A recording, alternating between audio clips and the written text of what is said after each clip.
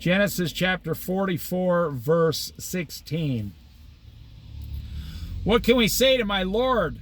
Have you ever been in a situation where you had no control and like this, and people are mistreating you and you had no control over the situation? It's the worst feeling in the world. What can we say, my Lord? Judah replied. What can we say? How can we prove our innocence? God has uncovered your servant's guilt. We are now the Lord's slaves, we ourselves and the one who is found to have the cup.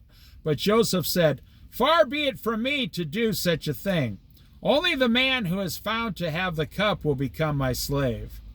The rest of you go back to your father in peace. Well, they can't go in peace. Then Judah went up to him and said, pardon your servant, my lord. Let me speak a word to my lord. Do not be angry with your servant, though you are equal to Pharaoh himself. My lord asked his servants, do you have a father or a brother? And we answered, we have an aged father, and there is a young son born to him in his old age.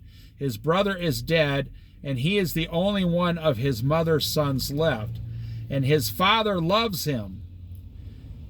Then you said to your servants, bring him down to me so I can see him for myself. And we said to my lord, the boy cannot leave his father. If he leaves him, the father will die. See, this is going to make Joseph think twice. But you told your servants, unless your youngest brother comes down with you, you will not see my face again. Meaning that so they couldn't buy grain. When we went back to your servants, my father, we told him what the Lord had done. Then your father said, go back and buy a little more food. But we said, we cannot go down. Only if our youngest brother is with us will we go. We cannot see the man's face unless our youngest brother is with us. Your servant, my father, said to us, you know that my wife bore me 2 sons.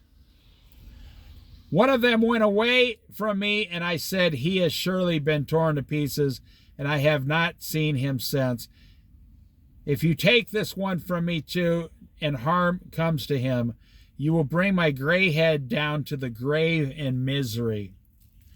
So now, if the boy is not with us, when I go back to your servant my father, and if my father, whose life is closely bound up with the boy's life, sees that the boy isn't there, he will die.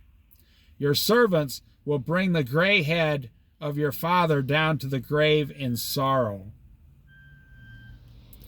Your servant guaranteed the boy's safety to my father.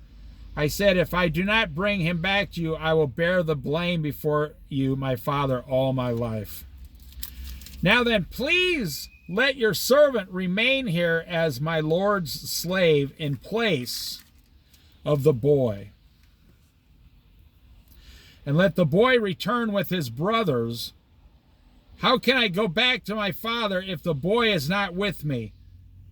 No, do not let me see the misery that would come on my father. This story literally almost makes me cry, and I've read it like 20 times.